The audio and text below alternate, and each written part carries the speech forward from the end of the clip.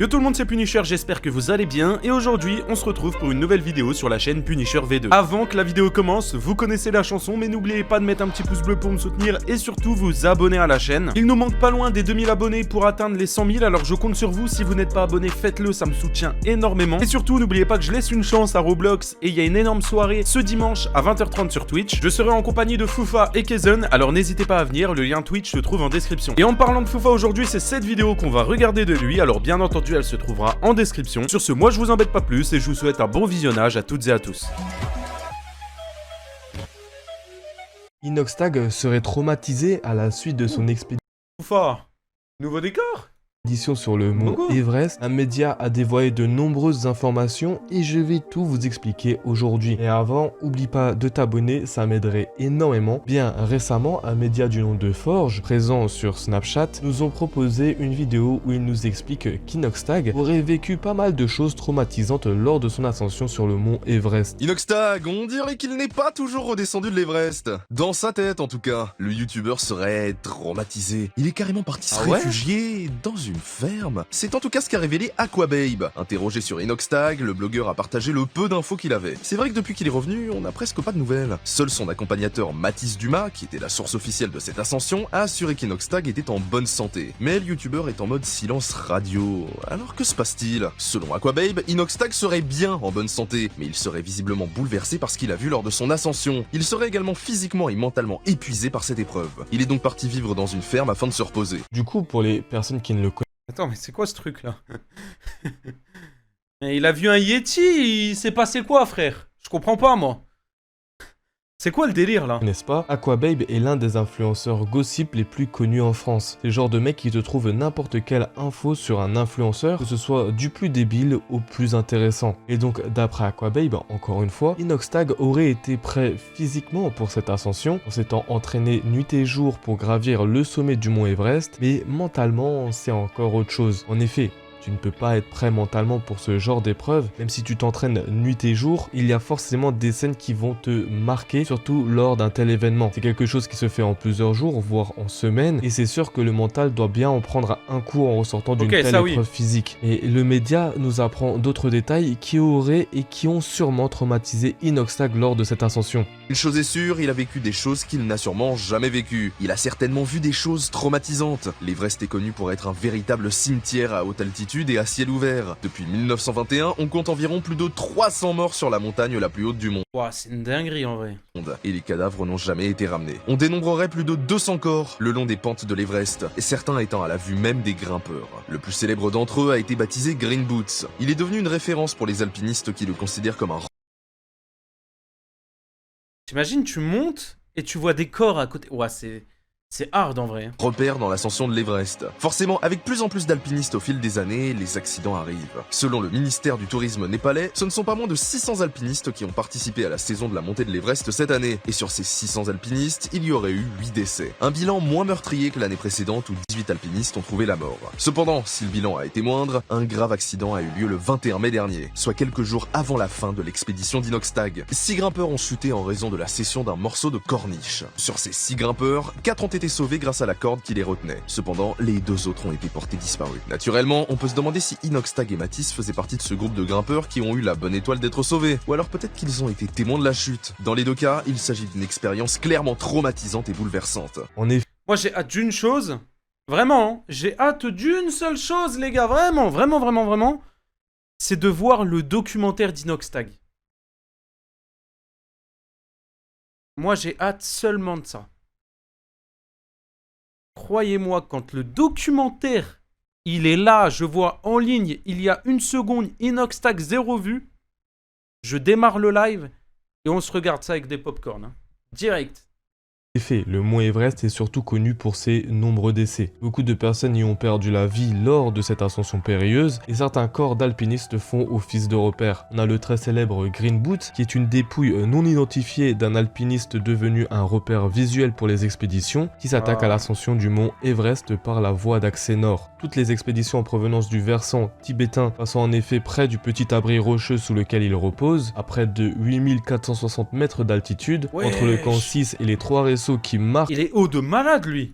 que les derniers obstacles de l'ascension sur l'arrêt nord-est est sûrement une grosse épreuve mentale pour les personnes qui le traversent. Ce surnom est une allusion à la couleur verte des chaussures d'alpiniste green boot en anglais que le corps porte encore. Donc c'est sûr qu'après une ascension pareille et de nombreux corps gisant le long de la traversée, ça doit faire un très gros coup au mental pour les alpinistes faibles mentalement. Pour rappel, Inoxtag n'a que 22 ans. Il devait sûrement être l'alpiniste le plus jeune de cette expédition en mai 2024. Et comme dit dans la vidéo, un très gros accident a eu lieu dans les mêmes timings qu'Inoxtag. Alors dans le meilleur des cas, il a sûrement assisté à cet accident, se retrouvant confronté au pire scénario possible, avec une fatigue indescriptible, ce qui aurait c'est possible hein. En vrai c'est grave possible hein.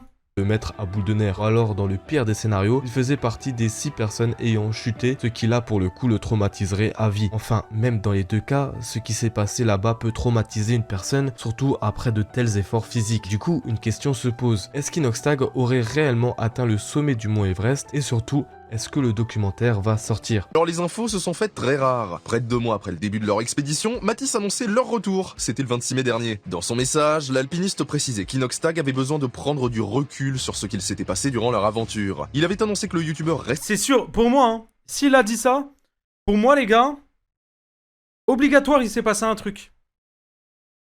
Obligatoire il s'est passé un truc. Soit il y a un mec, il a failli mourir, je vais dire les termes, soit un mec il est mort de... Je sais pas, mais il s'est passé un truc, ou peut-être, juste, c'est possible, hein. Je dis juste, mais c'est énorme, voir les mecs déjà morts par terre et tout. Je sais pas en vrai, hein. Moi, je pense qu'il a vu un Yeti. Ah, vous êtes des forceurs, les mecs. Resterait à l'écart des réseaux sociaux pendant un certain temps. Cependant, il n'a pas précisé si l'ascension était une réussite ou un échec. Pour l'instant, ça reste un total mystère. Selon Mathis Dumas, tout sera révélé dans un documentaire qu'Inox se prépare. Ce documentaire devrait sortir le 14 septembre prochain, selon Aquababe. Ce silence médiatique Oh, mais c'est bientôt, hein. de la part d'Inoxtag, Ah, 2 mois quand même, mais c'est tranquille. qu'il a pris le pari de créer l'attente et le buzz autour de son documentaire. La plupart des internautes sont inquiets de ce qui a pu se passer là-bas. Beaucoup craignent qu'Inoxtag Après, je pense pas qu'Inoxtag pense au buzz, hein, parce que bon, autant dire qu'Inoxtag, le buzz, il l'a, hein. n'ait pas réussi son objectif. Pire encore, qu'il en soit ressorti traumatisé. Mais ferait-il un documentaire s'il était vraiment traumatisé? Connaissant Inoxtag à travers ses vidéos, je pense que vous êtes d'accord avec moi, même si l'ascension s'est soldée par un échec, il sortira quand même ce documentaire. Il est toujours dans l'esprit shonen comme il le dit, et pour lui, ce sera juste une bonne expérience ou une façon de retenter sa chance. Il n'a jamais déçu sa communauté, et malgré les chocs mentaux qu'il a eu, il n'y a pas de doute sur ça, il sortira son documentaire. C'est le docu le plus attendu de cette année, et si par malheur... Après, hein, je viens de penser à un truc. En vrai, s'il est traumatisé, il y a peut-être moyen, en haut de la montagne, il y avait Astérion. Hein. En vrai. Moi, je pense qu'il y a un délire comme ça. Il a dû le voir, il a dû voir sa tête ou quoi, tu sais. Et ne le sortait pas, ce serait encore pire avec une avalanche de haine qui lui tomberait dessus. En France, on aime bien râler pour rien, et quand ça parle d'influenceurs, les gens sont très à cheval là-dessus, insultant n'importe qui à la moindre occasion. Et grâce au Mediaforge, on apprend d'autres détails très intéressants concernant les photos qui circulent sur Inoxtag. Quelques jours, une photo d'Inoxtag avait circulé sur les réseaux sociaux. On y voit un mec métamorphosé. Il avait l'air très amaigri par son expédition, mais la photo était complètement fake, sortie par un média habitué au canular. En réalité, on n'a aucune image d'Inoxtag depuis son retour. On en a même eu aucune. Attends, mais ça, c'est une dinguerie que personne n'ait vu Inoxtag. Il est où, frérot? Il est dans une cave, le frère. Le mec, il est revenu il y a peut-être un mois et demi. Il y a personne qui l'a vu.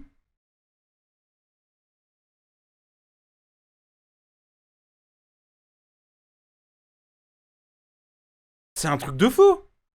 Pendant l'ascension, la photo d'Inoxtag sur le sommet de l'Everest. Juste un cliché pour annoncer qu'il avait enfin terminé l'ascension avec succès. Mais ça aussi, c'était faux. Les ravages de l'intelligence artificielle. Parce qu'on ne sait toujours pas s'il a réussi l'ascension. Comme le disait Mathis, méfiez-vous de ce que vous voyez sur les réseaux sociaux. L'alpiniste était la seule source fiable sur ce qu'il s'est passé sur le mont Everest. Seulement voilà, quand on gravit le plus haut sommet du monde, il y a très rarement l'occasion d'être connecté à un réseau internet.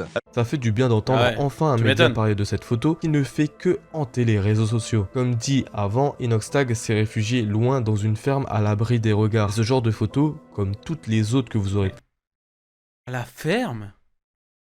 Et pourquoi la ferme? pu voir sont fake. On n'a aucune info sur Inoxtag et de ce à quoi il ressemble actuellement. Faites très attention sur ce que vous voyez sur les réseaux sociaux. L'intelligence artificielle fait des ravages en ce moment et pas mal de personnes en profitent pour faire de fausses photos sur Inoxtag. En tout cas, une chose est sûre, c'est que d'après Aquababe, on aurait de nouvelles infos très prochainement, mais surtout un documentaire qui sortira en septembre. Si Inoxtag a choisi de se réfugier dans une ferme pour repenser à tout ça, son acolyte est un alpiniste chevronné. Ce n'était pas la première fois qu'il gravissait l'Everest. Il a dû en voir des choses durant toutes ses expéditions. En tout cas, Inoxtag peut compter sur lui et sur son entourage pour respecter son vœu de silence. Que ce soit du côté de ses proches et du côté de Webedia, tous se refusent à commenter l'ascension d'Inoxtag. Le youtubeur a beau être parti prendre du recul dans une ferme, il a toute une communauté qui n'attend qu'une chose, savoir s'il a réussi son ascension. Et surtout savoir ce qui s'est passé durant cette expédition qui préserve pour le moment tous ses mystères. Pour enfin le découvrir, il va falloir regarder son documentaire prévu pour le mois de septembre. Reste à savoir si Inoxtag racontera tout ce qui s'est passé. En tout cas, travailler ce documentaire implique de revoir les images. Et ça pourrait être une bonne thérapie pour lui. Alors maintenant, à voir si Inoxtag va quand même sortir une vidéo avant son documentaire pour justement le teaser. Ou alors... Vous pensez qu'il va revenir avant son documentaire ou il va balancer le documentaire et après il va revenir? Moi je pense qu'il va balancer le documentaire et après il va revenir. Là je pense qu'on n'a pas de nouvelles d'Inoxtag jusqu'en septembre.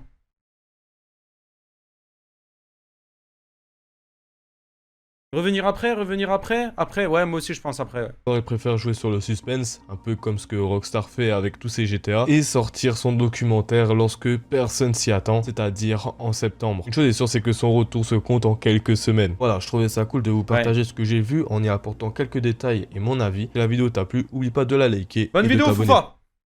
Bonne vidéo, grave intéressant en vrai la vidéo par contre, premier degré.